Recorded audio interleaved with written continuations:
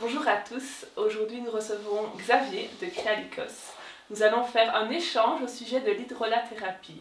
C'est une interview qui interviendra dans un numéro du magazine Grandir autrement. J'espère que ça va vous plaire. Bonjour Xavier. Bonjour Ludivine. Comment allez-vous? Très bien, merci. Et vous? Parfait, je suis contente que vous soyez là. Avec grand plaisir. C'est un domaine qui me tient fort à cœur. J'expérimente avec ma fille et donc on va un peu développer cela ensemble. Avec plaisir. Peut-être pour commencer, vous présenter en quelques mots votre personne, pour un peu savoir qui vous êtes. Je m'appelle Xavier Van de Puck, je suis le cofondateur de la société Créalicos, donc avec mon épouse. Je suis aromatologue, mon épouse est pharmacienne et ensemble, je dirais, on a développé un créneau qui prend de plus en plus d'ampleur, à savoir l'hydrolathérapie. Oui. Et peut-être présenter votre parcours professionnel, d'où vous venez et pourquoi justement avoir glissé vers l'aromathérapie, l'hydrolathérapie. Voilà, oui, alors j'ai un parcours qui est assez atypique, car après des humanités commerciales, j'ai fait l'éducation physique. Ah, comme moi. Ah ben voilà. Et de là, en fait, il me manquait un petit peu d'action dans la vie. J'ai changé d'orientation pour m'orienter vers à l'époque la gendarmerie. Donc j'ai fait une formation de 3 ans pour finalement arriver dans une section d'antibanditisme. Donc c'est voilà, tout à fait à l'opposé de ce que je fais aujourd'hui. Donc c'est un métier que j'ai fait également avec passion pendant quelques années. Et progressivement, j'ai quitté ce métier-là pour m'orienter en différentes étapes vers ce que je fais aujourd'hui, à savoir qu'en 2003, je commençais à vouloir me réorienter un peu, je dirais, un ras-le-bol de rencontrer la misère de l'humanité, la misère qu'on peut rencontrer au travers de ce métier. Et à l'époque, mon épouse m'avait dit, tu devrais t'intéresser aux huiles essentielles parce qu'elle dit, vu la formation que tu as eue à l'UNIF, c'est peut-être quelque chose qui peut matcher. Bon, à l'époque, je me dis, écoute, les huiles essentielles, c'est la science des bonnes odeurs. Je dis, je me sens pas trop attiré par ça. Elle me dit, mais si, je vais te présenter le commercial de Pranaro, il t'expliquera, il fait ça mieux que moi. Bon, ok. Et puis, donc elle a invité en fait, c'était le tout premier commercial de Pranaro qui s'appelait Eric Devis, malheureusement est décédé depuis. Et en fait, Eric Devis était aussi un homme passionné par les huiles essentielles de l'aromathérapie. Et nous avons discuté pendant, je pense, plus de 3 heures. Il m'a expliqué en long et en large ce que c'était. Et même si c'était le délégué commercial, on n'a pas eu d'échange commercial à ce moment-là, mais surtout un échange de passion. C'est ça. Oui, voilà. Passion. Il a réussi à me transmettre sa passion. Et dans les quelques années qui ont suivi, donc mon épouse et moi avons repris une officine à Soigny. Et en 2007, donc j'ai quitté mon boulot de l'époque pour finalement travailler avec elle et développer donc l'aromathérapie. Et donc j'ai suivi toutes les formations du collège aromathérapie avec Dominique Baudou. J'ai encore eu la chance d'avoir suivi toutes les formations rien qu'avec lui. Ah oui. Aujourd'hui, c'est beaucoup plus compliqué. Et puis, je dirais aussi dans le privé, j'ai eu l'occasion de le côtoyer assez régulièrement, ce qui m'a permis aussi voilà, de découvrir toutes les facettes des huiles essentielles. Et en devenant, je dirais, vraiment spécialisé dans ce domaine, j'ai découvert aussi les points faibles et les manquements dans l'aromathérapie, donc à savoir la limite d'âge pour l'utilisation des huiles essentielles, les domaines dans lesquels on ne peut pas les utiliser, je pense par exemple pour les problèmes au niveau des yeux, les muqueuses, donc voilà, elles sont irritantes, et donc certaines sont irritantes, pas toutes, et donc il y avait des lacunes qu'il fallait combler. Et puis je dirais un beau matin, c'est un dimanche matin, je n'étais pas tout à fait éveillé, je somnolais, Et là, je pense à Dimitri Mendeliev, l'homme qui a découvert les prémices du tableau de Mendeliev.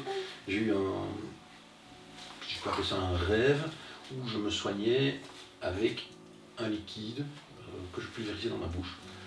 Et ça m'a vraiment intrigué, et donc j'ai analysé ce rêve pour finalement découvrir que j'avais utilisé des hydrolats.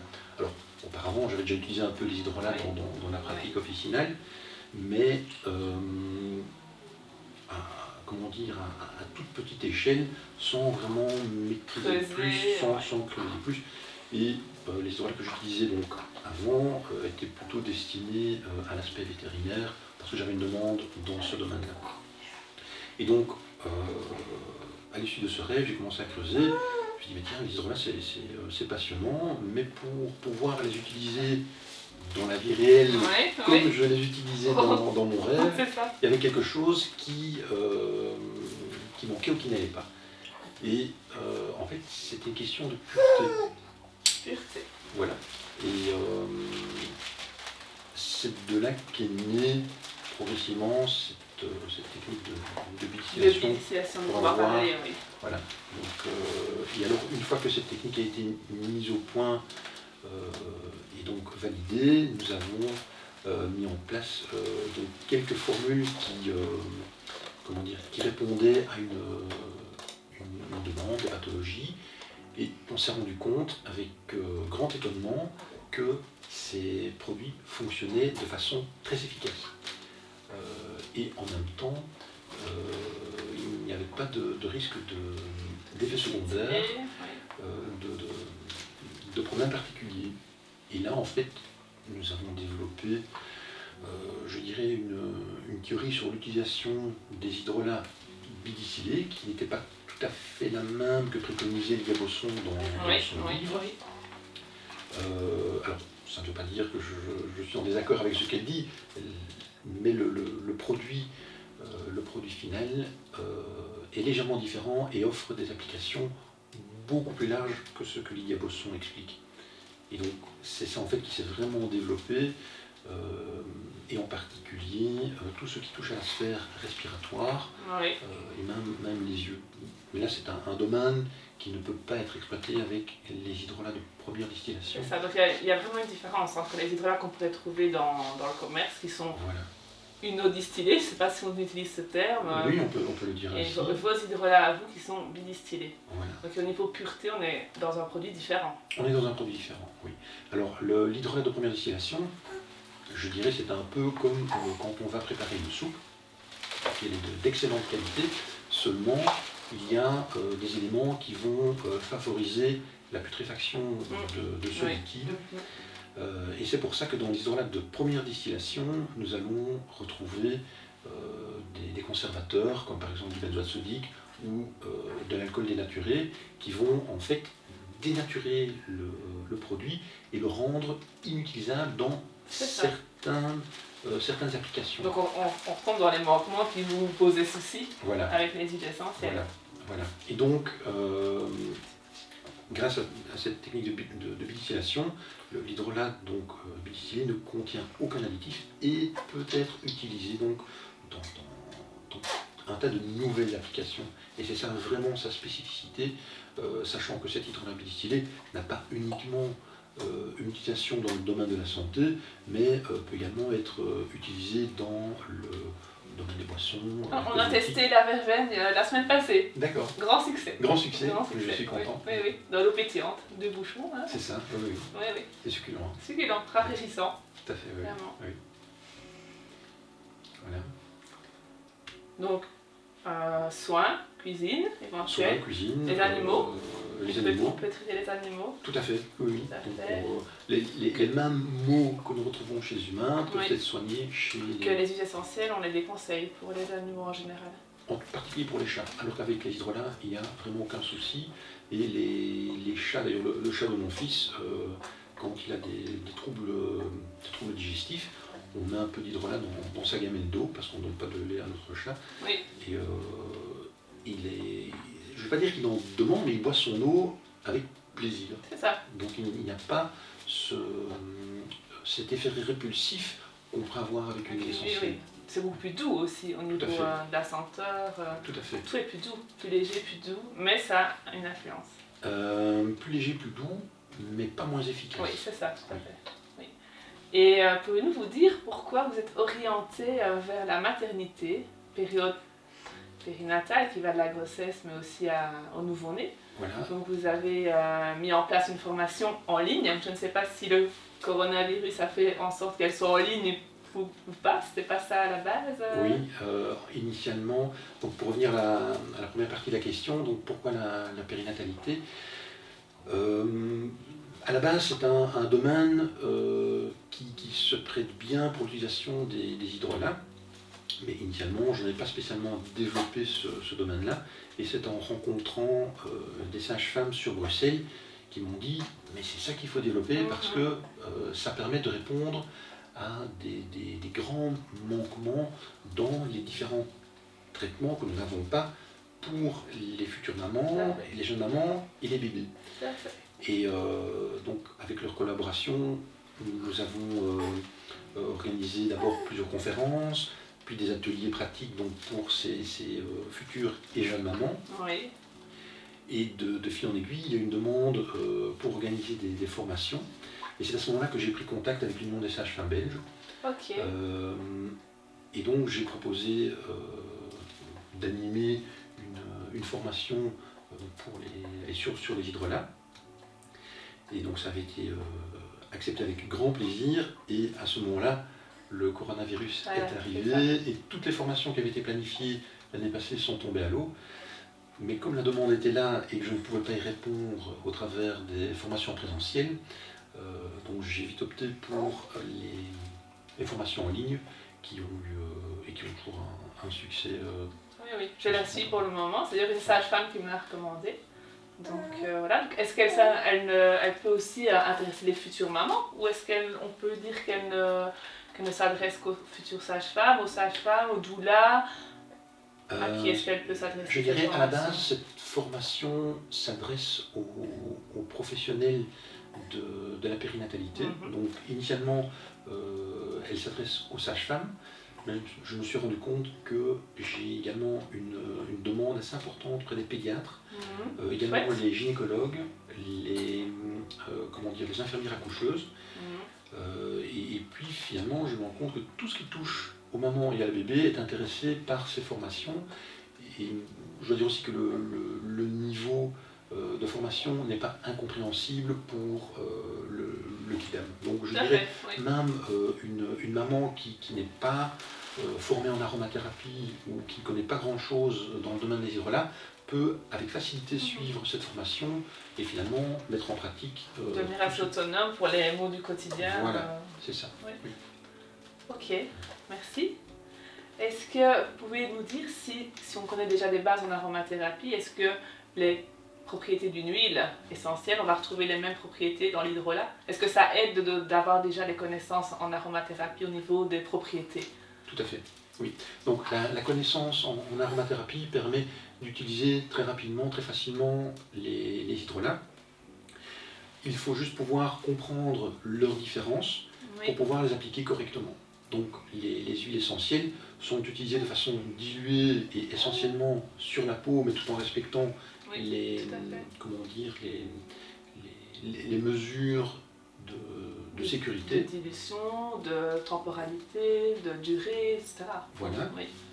Alors qu'avec les hydrolats, on va pouvoir outrepasser ces règles sans prendre de risques. Je vais prendre un exemple vraiment extrême.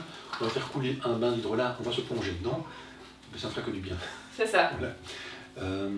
Et l'hydrolat, on peut le boire aussi tel quel. Alors au niveau du goût, c'est peut-être puissant ou c'est peut-être pas spécialement bon, quoique on les intègre dans des boissons et certains sont délicieux à boire. Et donc il n'y a pas de risque de toxicité. Alors ce qui est assez étonnant, c'est pour pouvoir augmenter ou potentialiser l'hydrolat qu'on va boire, il faut la diluer dans un peu d'eau. Et donc ça augmente son efficacité. Et à contrario, si on remarque que l'hydrolat fonctionne de façon trop importante, il suffit simplement de ne plus le diluer, de le prendre. C'est ça. Voilà. Ça, c'est des bons petits conseils pour toute future maman, sage-femme, etc. Voilà. Merci Xavier, c'est intéressant. Est-ce qu'on pourrait peut-être voir ensemble la trousse de base de la future maman? Donc on a toujours des petits mots pendant la grossesse. Est-ce qu'on pourrait voir ensemble dans les produits que vous proposez une petite trousse de base à recommander à toutes les futures mamans? Oui. Alors je pense à quelques hydrolats. Bon, bien sûr, cette trousse ne doit pas être très... Oui, donc une petite trousse. Une petite oui. trousse, je dirais les quelques hydrolats auxquels je pense en premier sont par exemple la verveine, qui permettent de réduire le brûlant. Oui. Parce que Digestif, oui. la verveine contient du limonène qui agit en fait comme un antiacide au niveau de l'estomac, et donc ça réduit tout simplement l'hyperacidité. Oui. En plus de ça, elle a bon goût. Elle est bonne, elle est bonne.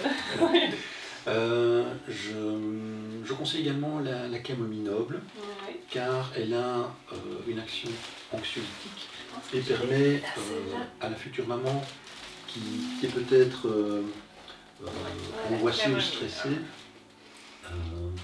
donc voilà, réduire son stress. Là on est au niveau psycho-émotionnel alors.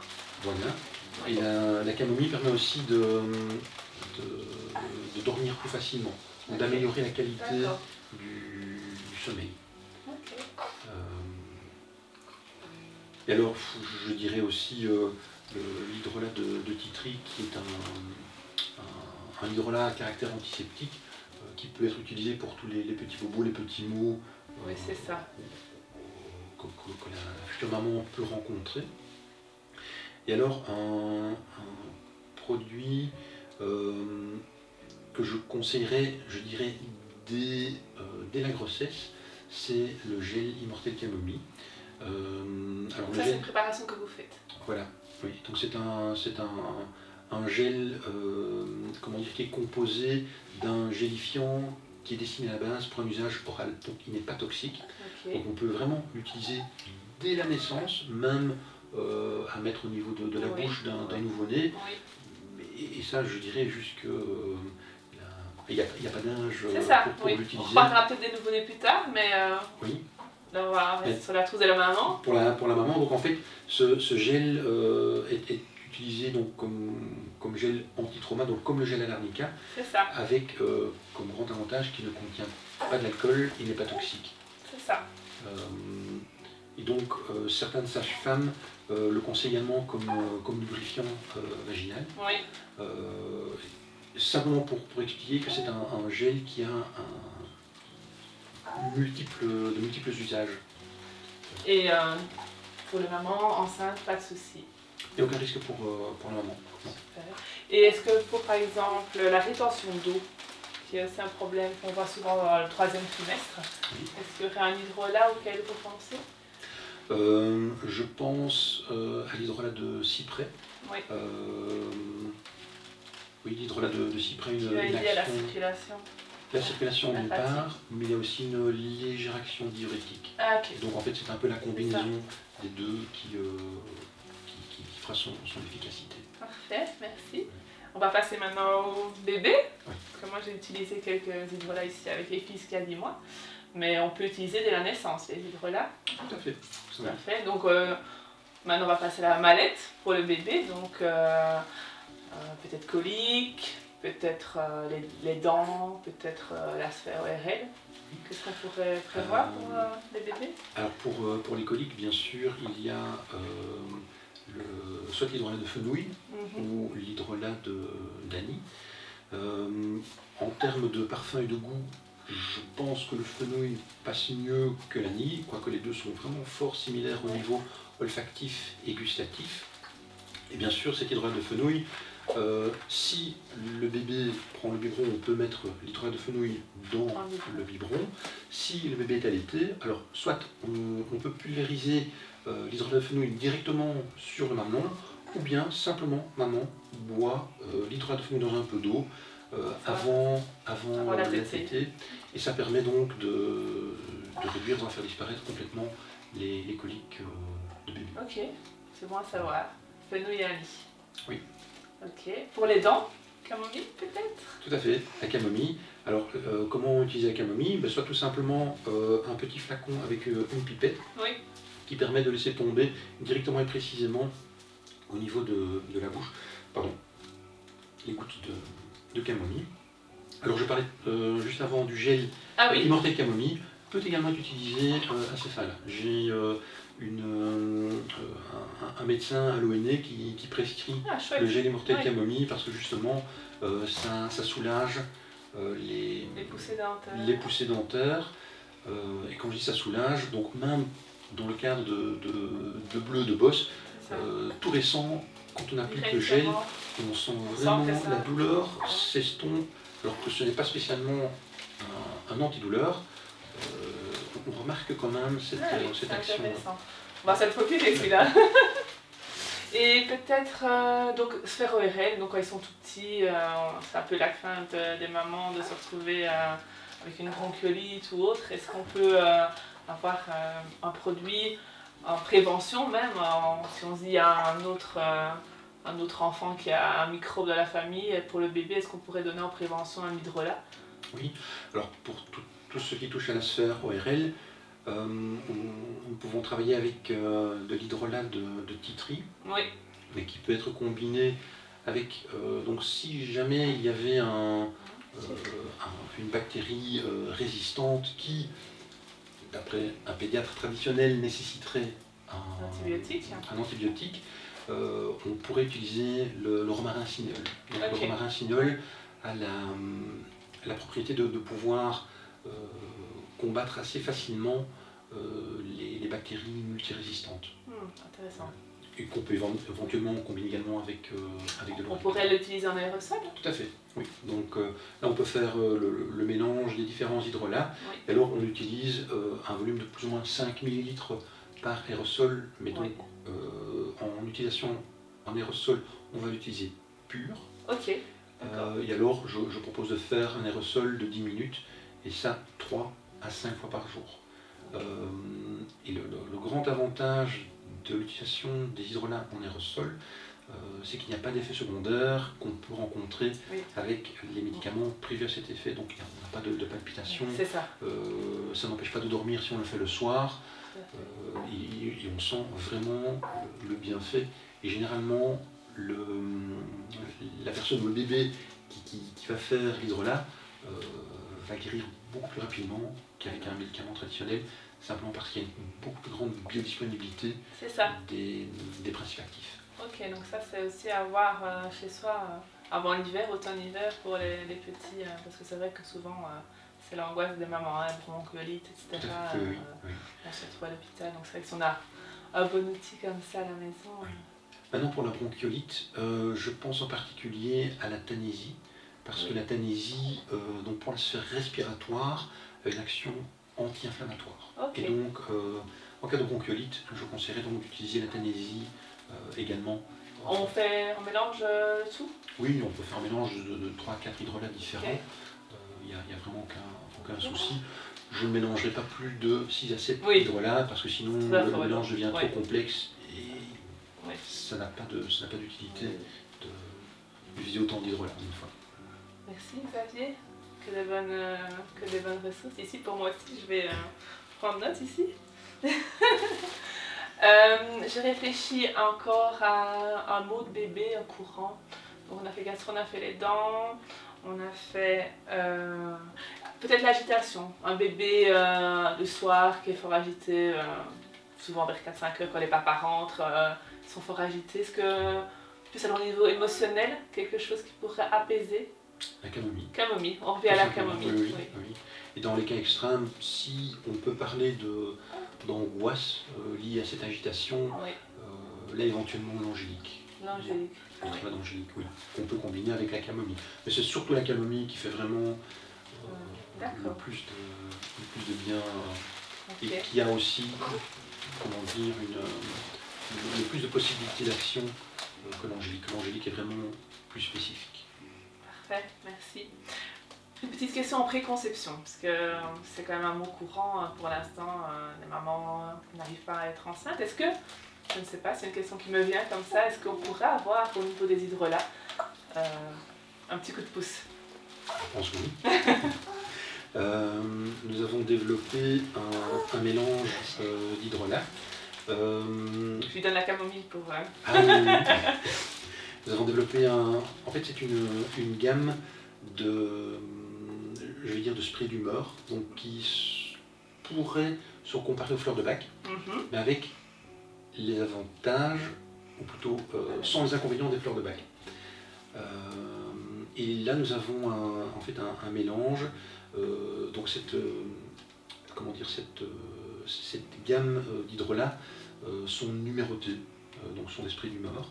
Oui. Et pour la préconception, je pense au numéro 6 qui concerne en fait le lâcher-prise, parce que les futures mamans qui ont du mal de tomber enceinte, si ce n'est pas un problème physique, oui. donc je dirais que ça touche plus la sphère psychologique ou psycho-émotionnelle. Ce mélange de lâcher-prise va vraiment permettre de lâcher prise et de faciliter la conception. Chouette. Donc ça c'est sur votre site. Donc vous avez 2 sites, 3 sites, 2 sites. Il y a plusieurs sites. Il y a plusieurs sites. Mais c'est principalement donc le site auflore.be. Là sont pris tous nos hydrolats ainsi que les sprays d'humeur, donc pour différentes applications. Tous ne sont pas d'application dans le cadre de la périnatalité, mais nous avons par exemple un spray d'humeur pour les nausées de la femme enceinte. Donc on pourrait combiner tout à fait. Un hydrolat, un spray, un gel, donc il y a plusieurs produits. Voilà. Oui. Donc auflore.be, je le noterai sur la vidéo en dessous dans les commentaires.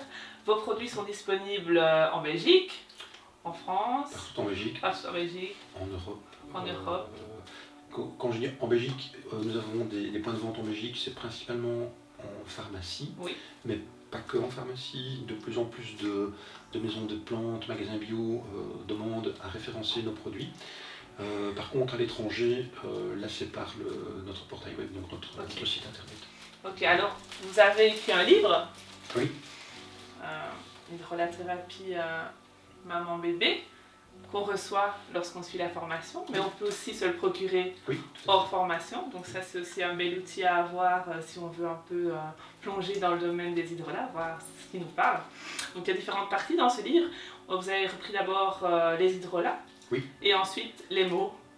Les mots d'abord de maman et puis de bébé. Donc c'est un bel outil quand même avant de se lancer peut-être dans la formation, voir si ça nous parle, tester. Oui, tout à fait. Voilà, donc hydrolathérapie de maman et de bébé, de Xavier Van Le Puit.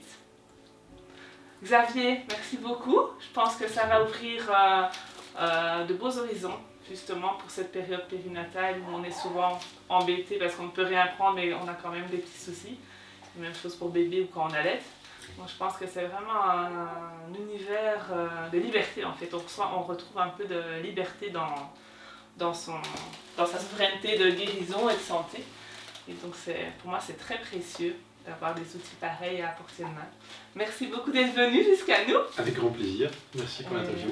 Merci beaucoup. À bientôt. À bientôt.